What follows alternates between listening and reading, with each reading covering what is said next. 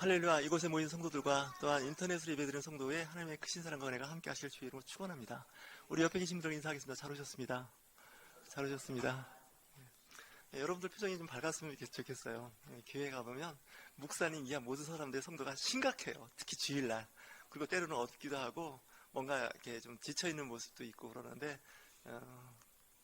저도 좀 유튜브 설교하는 사람의 입장으로 제 얼굴을 봅니다. 제가 듣습니다. 제 설교를 그럴 때 제 얼굴이 이렇게 밝지가 않더라고요. 이제 회개할 일인데 설교하는 사람이 저렇게 얼굴이 어둡고 좀 그럴까, 그리고 좀 힘들어하는 표정일까 이런 생각을 해봤는데 그러면 안 좋습니다.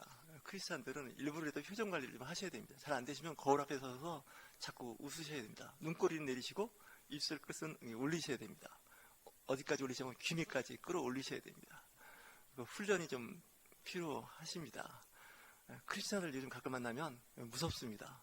어떤 사람들은, 어떤 크리스찬들은 싸우려고 각오하고 만나는 것 같은 그런 생각이 드는데 그러시면 안 됩니다.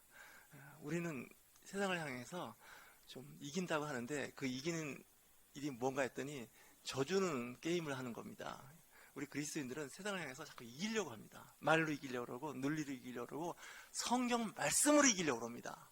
물론 말씀으로 이겨야 되는데 그 말씀에 내포하고 있는 그 사랑으로 승리해야 되는 거지, 그 사람을 논리적으로 사람을 면박을 주고 공박을 주는 건 일단 저는 실패했다고 보는 사람입니다. 아직 미성숙한 그리스도인들이 하는데 제가 일단 그걸 잘 못하는 것 같습니다. 그래서 저도 노력을 하는 편이죠. 그리고 조금씩 나아진다 그러는데 어떤 때는 나아지는 듯 하더니 다시 또 옛날로 돌아가고 그렇습니다. 오늘 특별히 이 말씀을 선택한 것은 다음 주가 성령 강림 주일입니다. 특별히 오순절 교단에서는 이 성령 강림 주일을 교회의 시작이라고 봅니다. 그러니까 교회의 시작은 예수 그리스도가 이 땅에 오셔서 교회가 세워졌다기보다도 성령이 이 땅에 제자들에게 임하면서 교회가 세워졌다고 하는, 그 성령의 역사하는 교회, 성령에 의해서 세워진 교회를 보고 있습니다. 오늘 말씀 본문에서 보면 예수님과 예수님의 제자들의 이야기가 나옵니다. 잠깐, 그러니까 5절에서 8절에 보면 세례 요한을 예수님께서 일부러 수급합니다. 이미 세례 요한은 헤롯 왕한테 목이 잘려 죽은 상태입니다. 없는 상태인데 세례 요한을 이야기하는 겁니다. 그만큼 그 당시 세례 요한은 유대 지역에 영향력 있는 선지자였습니다. 예수님도 인정했죠. 예수님도 세례 요한에게 물세를 받을 정도였습니다. 그랬는데 세례 요한을 딱 집어서 말씀을 하시는 이유가 뭘까요? 세례 요한은 물세례를 요단강에서 베푸는 걸로 끝이었습니다. 하지만 너희들은 성령으로 세례를 받을 거랍니다. 그래서 우리 교단에서는 물세례와 성령 세례를 받아야 된다고 이야기합니다. 다시 해서 성령으로 거듭나지 않으면 우리는 거듭났다고 볼 수 없는 거죠. 굳이 영어로 하면 born again이라는 말을 하는데 다시 거듭났다는 것은 성령에 의해서 성령의 사람이 되는 것이죠. 조금 말이 좀 빗나가는 것 같고 비유는 안 좋지만 무속인이 되려면 무속의 영이 내려와야 무속인이 되는 겁니다. 배운다고 무당이 되는 게 아닙니다. 이게 가짜 무당입니다. 무속의 영, 귀신의 영이 임해야 일을 하는 겁니다. 근데 그리스도인들은 하나님의 영, 예수 그리스도의 영, 성령이 와야 그리스도인이 되는 겁니다. 그러니까 성령이 임한 사람의 삶의 태도가 언어 습관 이렇게 다 바뀝니다. 안 됐다 그러면 한번 확인해 보시는데 과거에 성령으로 충만했다가 성령이 무기력해졌는지도 모릅니다. 자동차 배터리를 얘기하면 처음에는 배터리가 잘 충전이 됐을 때는 자동차가 시동도 잘 걸리고 기능을 하는데 배터리가 방전되면 어떻게 될까요? 에너지는 있는데 그 힘이 자동차에 시동을 걸 수가 없는 겁니다. 배터리가 오래되면 어떻게 돼요? 교체를 해야 됩니다. 그리고 충전이 잘 안 됩니다. 저나 여러분이나 배터리를 갖고 있는데 오래됐습니다. 연식이 오래돼서 교체를 해야 될지 교체는 할 수 없죠. 우리는. 하지만 성령으로 충만해지지 않으면 힘이 없습니다. 한국 기독교인이 우리 현재 그리스도인들이 힘이 없는 것은 성령의 충만함이 없어서 그렇습니다. 오히려 세상의 영으로 충만한지도 모릅니다. 지금 예수님께서 세례 요한을 이야기하시면서 성령을 받으라는 겁니다. 근데 제자들은 이 성령에 대한 어떤 존재감을 못 느끼겠는 겁니다. 하나님도 알겠고 예수님도 같이 공생애를 보냈으니 알겠는데 이 성령은 또 뭐냐는 거예요. 근데 제자들은 어떤 데 관심이 있냐면, 예수님의 제자들은 예수님을 어떻게 생각했는지, 어떤 시대를 요구했냐면 이스라엘의 독립을 요구했습니다. 유다의 독립을 원했습니다. 그래서 예수님께서 세례요한의 이야기를 말씀을 하시니까 이제 6절에 보면 이렇게 이야기합니다. 그들이 모였을 때 예수께 여쭈어 이르되 주께서 이스라엘 나라를 회복하심이 이때니까 하고 묻는 겁니다. 지금 예수님은 승천해서 하늘로 떠나려고 하는데 제자들은 마지막까지 질문이 뭐냐면, 우리 이스라엘 언제 독립합니까? 지금 로마 제국으로서 우리 식민지 생활을 하고 있는데 저 헤롯 왕과 빌라도 총독이 지금 통치하고 있는데 언제 다윗 왕의 그 왕국이 다시 세워질 겁니까? 이런 정치적 메시아, 정치적인 하나님 나라를 바라보고 있었던 겁니다. 그러니까 이 제자들과 그 당시의 유대인들의 생각은 처음부터 끝까지 메시아에 대한 그 메시아가는 이스라엘의 독립이었습니다. 그러니까 우리 같으면 과거로 치면 일제강점기로부터 언제나 이 대한민국이 독립할 것이냐, 이걸 묻는데 예수님은 거기에 대해서 말씀하지 않습니다. 하나님의 나라는 특별히 어떤 지역이나 국가나 민족에 해당되지 않는다는 생각을 하는 겁니다. 그러면서 말씀을 하시는 거죠. 오직 성령이 너에게 임하시면, 그러니까 성령이 임하면 사람이 바뀐다는 거죠. 자, 이런 말씀을 하십니다. 너희들은 예루살렘을 떠나지 말라고 말씀을 하십니다. 왜 예루살렘을 떠나지 말라고 그랬을까요? 우리가 지금 김포에 살고 있습니다. 우리 교회는 김포에 있는데, 김포에서 제가 사역하다가 어느 날 서울 광화문 앞으로 다 모이십시오. 그리고 광화문 앞에서 교회가 있습니다. 거기도 100년 넘은 교회들이 있는데 거기서 기도합시다, 이렇게 이야기하는 거예요. 그러면 사람들이 그러죠. 거기 가서 우리 뭐 하려고 했더니 다른 거 하지 말고 기도하라는 거예요. 기도하고 있으면 몇 날이 되지 않아서 성령께서 임하는 그때가 있을 거라는 겁니다. 예수님도 날짜를 정확히 얘기해 주지 않습니다. 그러면서 예수님께서 그 감람원이라고 하는, 요즘 말하면 올리브 과수원입니다. 올리브 나무가 있는 과수원. 여러분 보셨나요? 카페 같은 데 가면 올리브 나무, 감람나무가 한두 그루씩 조그마한 게 있습니다. 우리나라는 이 추운 지역에서 이 감람나무, 영어로 하면 올리브 나무가 자라지가 않습니다. 올리브유는 맛이지만 올리브 나무를 키울 수 없습니다. 저도 교회 실내에서 키웠는데 결국은 이 겨울에 이게 쉽지가 않습니다. 얼어 죽습니다. 하지만 이제 예수님이 사역하던 그 지역은 감람나무가 많이 있는 곳입니다. 베들레헴 근처에는 저는 안 가봤는데 약 5,000년 정도 묵은 감람나무가 있답니다. 혹시 여러분들 가실 게 있으면 그 나무 꼭 한번 사진 찍어서 저한테 보내주시기 바랍니다. 고목이 됐는데 100년, 200년은 기본이고요. 1000년, 2000년 사는 나무입니다. 여러분들 혹시 집에 가시면 혹시 감람나무, 올리브나무로 만든 그 도마 있나요? 있습니다. 국내에서도 살 수 있고 성지순례 가서 사오는 나무 목질이 굉장히 단단합니다. 그 나무가 잘 안 크는 나무입니다. 그리고 무늬가 아름답습니다. 그리고 단단합니다. 친구가 성지순례 갔다 와서 나무로 만든 그 조그만 십자가를 하나 줬는데 올리브 나무로 만들었다고요. 굉장히 단단합니다. 자, 그 나무로 호두를 깨먹을 정도로 단단합니다. 근데 감람나무가 있었습니다. 그러니까 예루살렘에서 그다지 멀지 않은 거리입니다. 한 2km, 3km도 안 되는 거리에 그 감람나무 그 과수원이 있는데 거기서 예수님께서 하늘로 올라가시는 겁니다. 그때 목격한 사람이 500명입니다. 그러니까 사람들이 많이 모여 있는데 그 승천하는 모습을 보여줬습니다.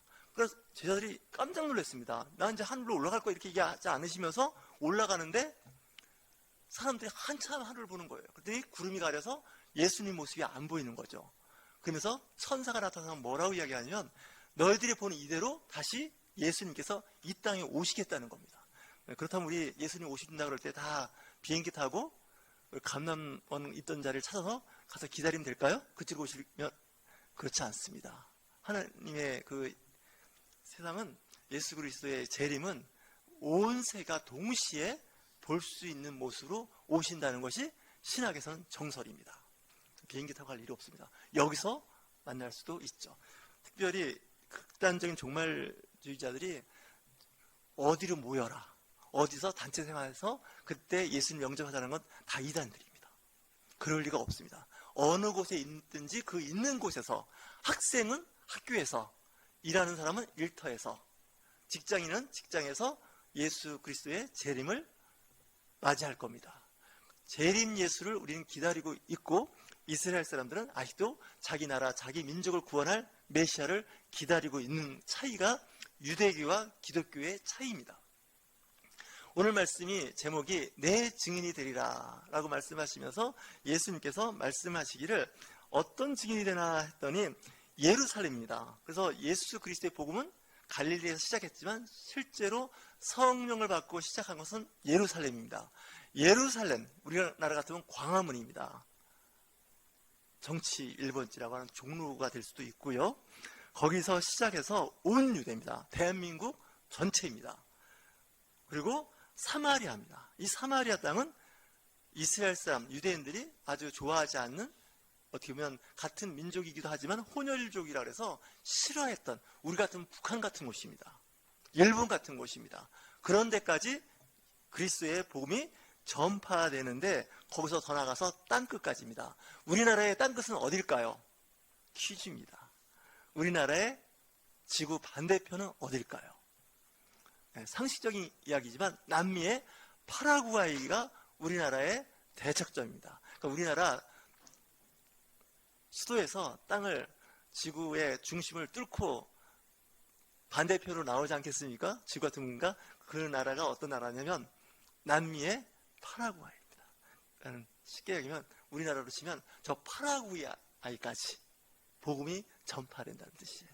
다시 얘기해서 이건 물리적으로 생각하는 거고요. 실제는 전 세계 예수 그리스도의 복음이 전파되어야 한다는 겁니다. 그래서 제자들, 너희들이 예수 그리스도의 증인으로서 복음을 전파하는 사람이 될 것이라고 말씀하고 있는 겁니다. 쉽게는 우리 가족, 우리가 살고 있는 동네, 마을이 되겠고, 도시, 국가, 그리고 전 세계로 나가는 거죠.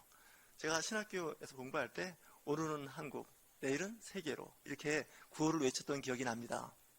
어찌하여건 간에 땅끝까지 이르러 주 예수 그리스도의 복음이 전파되는 거죠. 그리고 예수 그리스도가 이 땅에 다시 오시는 것도 복음이 전 세계에 전파된 후에 오신다고 말씀하셨습니다. 그러니까 기근이 있고 전염병이 돌고 전쟁을 하고 온갖 지구에 재앙이 있다 할지라도 아직 때는 안 된 겁니다. 예수님이 오실 때는. 왜냐하면 태초부터 지금까지 전쟁이 그칠 때가 없었고, 앞으로도 전쟁은 일어날 것이고, 끊임없이 어디에선가 아사, 굶주림과 함께 전염병이 창궐하는 시대가 또 올 겁니다. 그래도 예수님이 오실 때는 아닙니다. 성경대로 말씀을 드린다면 전 세계 사람들이 예수 그리스도의 복음을 듣고 말씀이 전파됐을 때입니다. 근데 예수님이 저는 못 오실 것 같습니다. 제 개인적인 일개 목사의 생각일 것 같긴 한데, 성경대로 되면 예수님 금방 못 오십니다. 오시고 싶어도 왜 못 오시냐면 예수 그리스도의 복음이 땅끝까지 전파가 안 됐다는 게 문제입니다.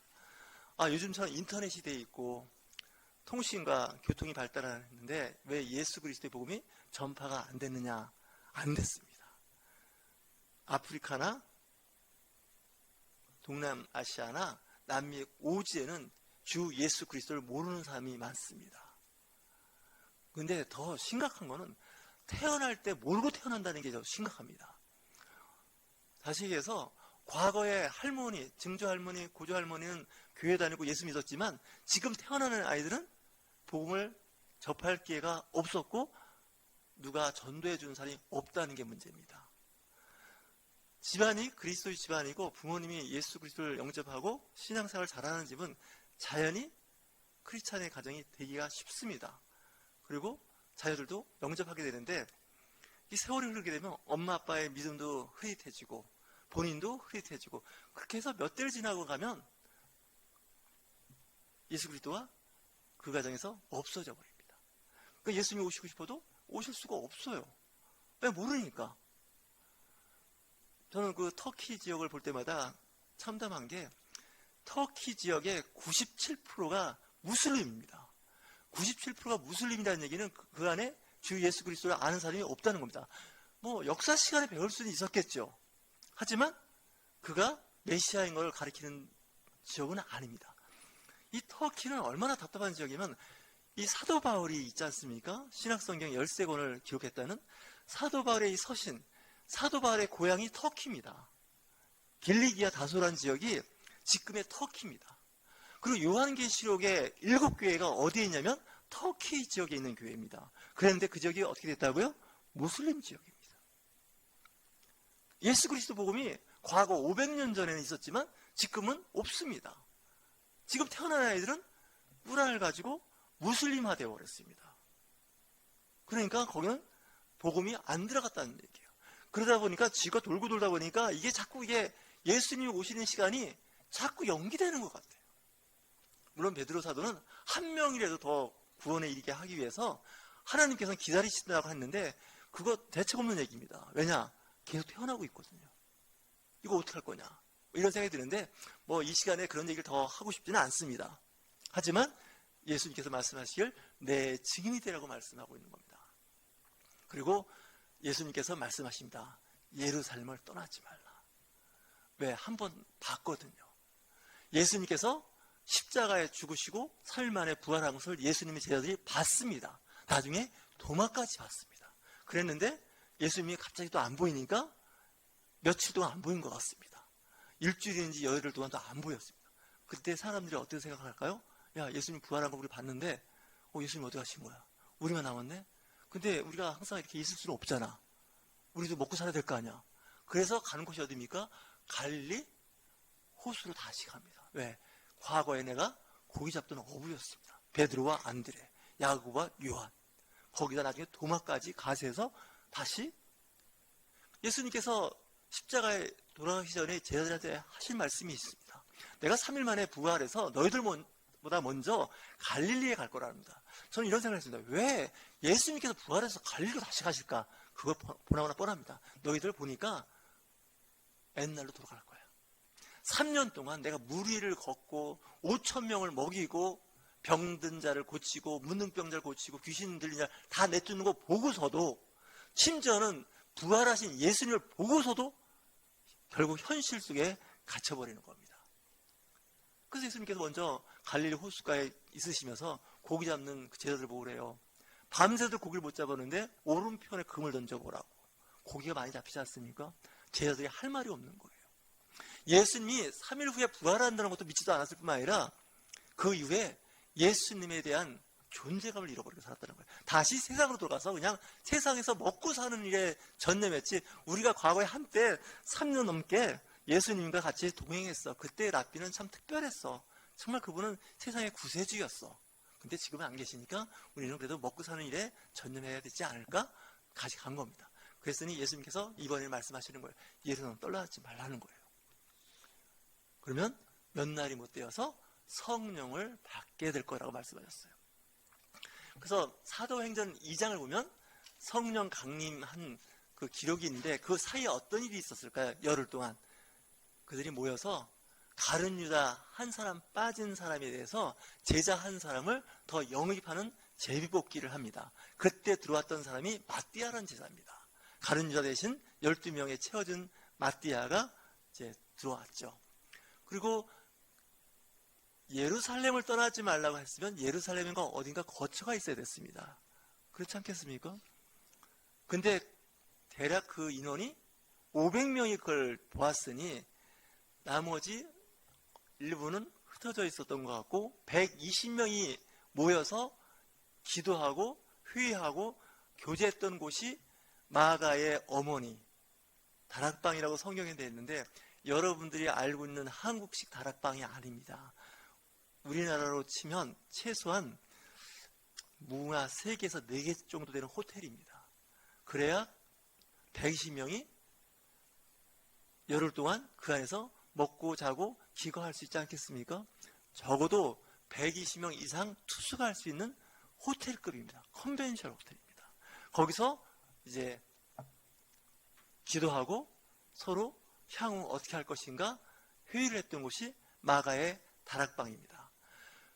기도하고 있을 때 성령이 임하는데 120명 각 사람에게 한 명 한 명에게 불꽃 같은 성령이 임하는데 큰 소리와 함께 임하는데 그들이 갑자기 방언을 하기 시작했다는 겁니다.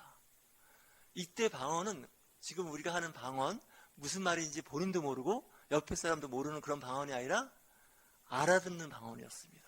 외국어 방언이다. 지금 여기 앉아 계신 분들이 20명 남짓 계시는데 한 분은 독일어로, 한 사람은 프랑스 말로, 한 사람은 폴란드 말로, 스페인어로, 포르투갈어로 이제 각자 방언하는 겁니다.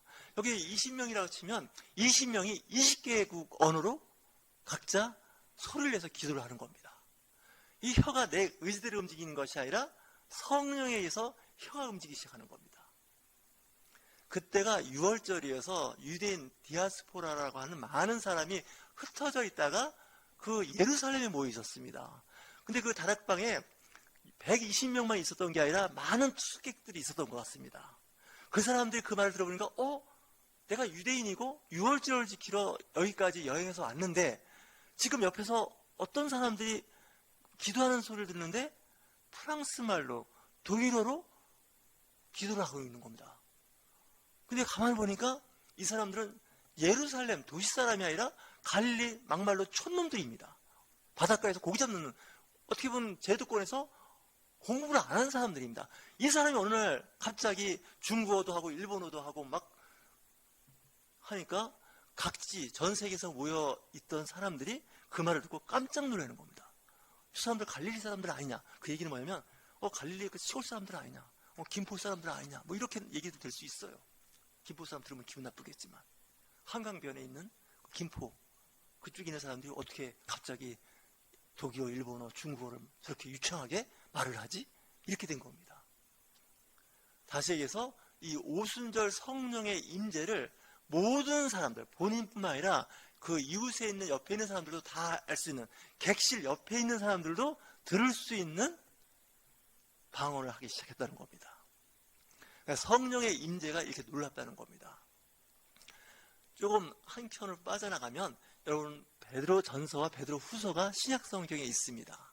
이 신약 성경은 헬라어, 그리스어로 기록이 되어 있는데 이상하리 많지 신학자들은 베드로 전서와 베드로 후서는 고급 헬라어로 기록이 됐답니다. 우리 한국어도 초급 한국어, 중급 한국어, 고급 한국어가 있습니다. 여러분 영어 배울 때 기초, 중급, 고급 영어가 있습니다.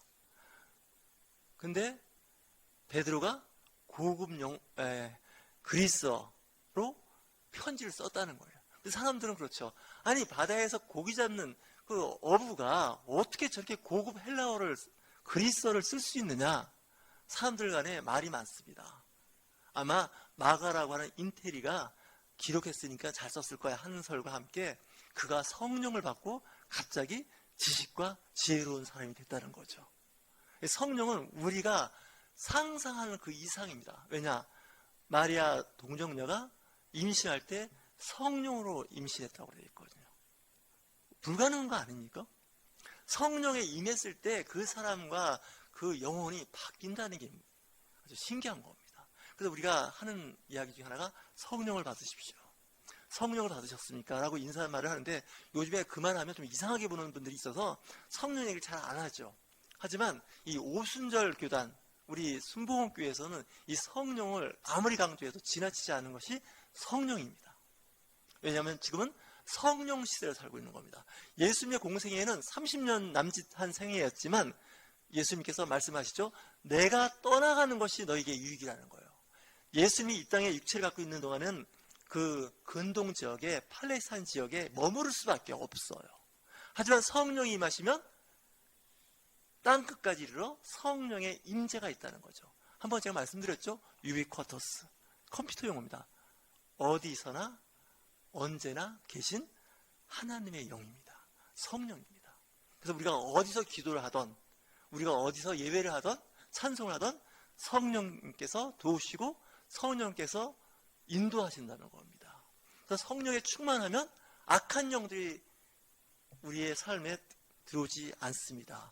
그래서 이런 얘기를 하죠. 우리가 사는 것은 영적 싸움이라는 얘기입니다. 혈과 육이 아니에요. 구호 외치고 선동한다고 되는 게 아니에요. 하나님의 영이 있는 사람은 하나님의 사람입니다. 무속인의 영이 그 안에 들어간 사람은 그 사람은 무속인입니다. 귀신에 잡혀있는 사람입니다. 세상 영에 잡힌 사람은 세상 사람입니다. 그 세상 영은 마귀의 영입니다. 그래서 우리가 그리스도인이라 하더라도 교제할 때 그분이 성령의 충만함이 있는 크리스찬인지 아닌지 분별을 좀 하셔야 됩니다. 그렇다고 정죄하라는 뜻은 아닙니다. 오늘 예수님께서 말씀하신, 그래서 기독교에서 교회력에서 저희 교회는 뭐 3개 절기만 지킨다고 했지만 다음 주는 성령 강림주입니다. 이게 굉장히 중요한 역사적인 하나의 사건입니다. 그래서 사도행전을 성령 행전이라고 하는 것이 지금 사도행전 1장부터 성령 이야기를 하고 사도행전 2장에서는 성령 받은 제자들의 이야기를 하는 겁니다. 120명에게 각각의 성령이 임했는데 제각각 다른 언어로 임했다는 것은 세계 만방의 국경과 지역을 초월해서 예수 그리스도의 복음이 전파되고 저와 여러분이 이 시대의 증인이 되라고 말씀하고 있습니다. 오늘 여러분들 성령으로 충만해서 이 시대에 거룩한 하나님의 영의 그 증인이 되실 주임으로 축원합니다.